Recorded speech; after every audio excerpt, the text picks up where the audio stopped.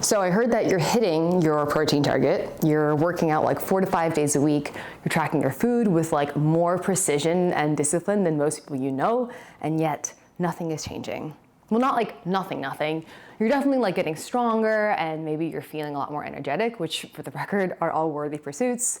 However, you happen to have a body recomposition goal, and the body recomposition results that you're looking for, it's stalled for months and nothing is moving. So before you add another training day or slash your calories even further or download a different macro tracking app, I want to walk you through the 3 things I see canceling out progress for people who are already doing all of the right things. Also, if it's your first time here, hi, my name is Ash. I am a certified strength and conditioning specialist of 8 years, and I help clients and athletes with their fat loss goals and their body recomposition goals. So first thing that I see all the time is you just changed too many variables at the same time. And so now you have no idea of what's actually working, and you've probably also lost track of what you've changed. I don't blame you for doing this. I know that you want to like throw a bunch of things at the wall, but the fact is we should probably just throw 1 or 2 things at the wall and see if it actually works, right? So like maybe you tried a new training split and then your body weight went up for 2 days, so you kind of freaked out. Maybe you adjusted your macros again and then your weight went down for 3 days, or maybe you started creatine, so your weight went up for 2 days. A lot of this is just like a lot of unnecessary chaos. Progress in body recomposition requires repeated long-term signal, and that signal often requires some degree of isolation. From like a research methodology standpoint, this is why even well-designed nutrition studies control variables tightly, because when too many things shift simultaneously, then the causality becomes impossible to determine. This client, let's just call her A, she came to me after 2 whole years of exactly this pattern. Every 6 weeks, she would pivot, right? She would try lower carbs, and then she would try higher carbs, and then she tried intermittent fasting, and then she tried a new workout program. And her frustration was real and justified, and she was putting in a lot of effort. What she didn't realize though was that none of those approaches had actually been given enough time or isolation to show her anything meaningful. I think that's another big variable here, is just like you didn't do the 1 or 2 things for long enough. And so we stripped it back to 1 adjustment at a time. We ran each change for 3 to 4 weeks, and then we actually tracked what happened. And then within 2 months or so, she had more useful information about her body than she had collected in the previous 2 years. So the action here is pick 1, maximum 2 variables and give it enough time. Give it like 6 to 8 weeks and read that signal. Number 2 is that you are using food tracking as a performance review, and your biology is responding to that accordingly. So this one is harder to talk about because it can be a little bit of a heavy subject, and it also happens to be one of the ones that I see most frequently. So, you're tracking your food, but you're also grading yourself on it. Like a good day is when you hit certain numbers, and then a bad day is when you don't. So you are catastrophizing those days because there are good days, right? And so, whenever you go to restaurants, it'll start to produce like this low-level anxiety. Sometimes you find yourself mentally calculating before deciding whether you've earned something or not. And, feeding yourself in general becomes like this weird compliance exercise. So here's what that does at like a physiological level, right? So research on dietary restraint, and dietary restraint is the technical term for consciously limiting food intake. It consistently shows an association between high restraint scores and elevated cortisol levels. Disinhibited eating is the clinical term for what most people just call falling off the plan, right? The pattern where kind of like this rigid restriction eventually gives overway to overconsumption, usually of highly caloric foods, lots of sweets, lots of junk food, lots of sugary stuff, right?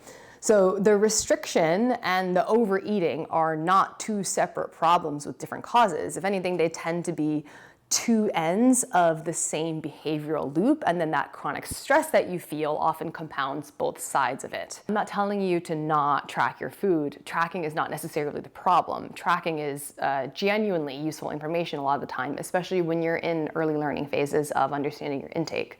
But there's a meaningful difference between using data as feedback and using data as judgment. One of my clients had been tracking for 3 years straight. We're talking like color-coded sheets and everything.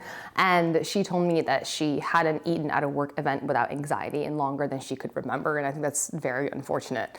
When we started working together, we didn't remove tracking immediately.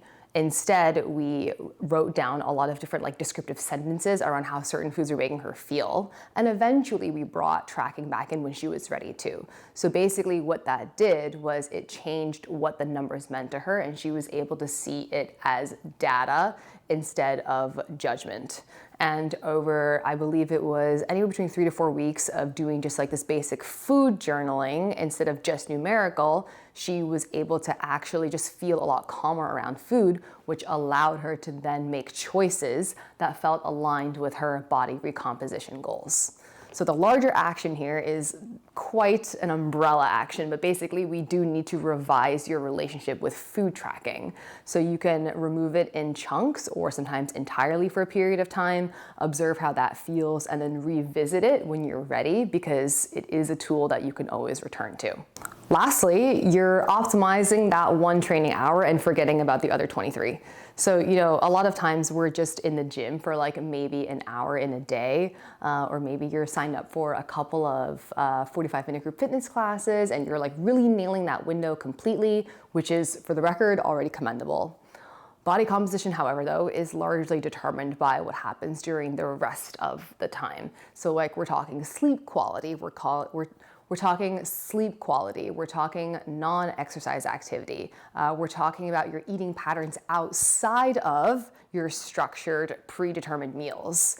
Little snacks, little nibbles, little drinks, all of that stuff will add up, and oftentimes we forget to write those things down, or we forget that we even eat them at all. Chronic psychological stress is one of the most underestimated drivers of stalled body composition progress. Not because stress directly causes your body to store fat, which is a claim that gets wildly overstated online, but because of what stress reliably does to your eating behaviors, right? We call it stress eating. So research on chronic stress and eating patterns consistently show that stressed individuals eat more and eat more frequently, and they choose more calorie-dense foods. And so therefore, they are significantly less likely to register fullness cues accurately because they're constantly snacking here and there. By the way, I don't think that you're weak for seeking relief. You're just running on a very emotionally depleted system, okay? So when someone tells me that they're tracking perfectly Monday through Thursday, and then they can't explain what happens on the weekend, or they're just like, oh, I don't even know I did whatever, frankly, I don't even take a look at their macro split. I ask about their overall stress load first. You guys have to remember that chronic overconsumption driven by stress is like very insidious because it adds up over time, and it's the reason why we tend to overeat, particularly into our later adult years, because we just have so much stress built up. Okay, so in terms of like an action item here, it is way too easy for me to just be like, oh, just be stress-free. That's not very actionable. Instead, I think it's important to kind of schedule a little bit of time for yourself, whether that's just like 20 minutes, even 10 minutes in the middle of the day, that is just you time, right? It can be meditating, it can be just like going for a walk, it can be literally anything that allows you to just kind of decompress for a second.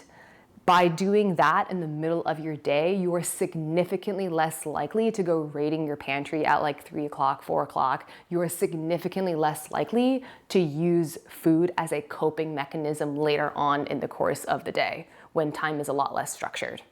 Oh, by the way, if the stress eating piece in particular hits close to home, I put together a free 2-week anchor meal plan blueprint.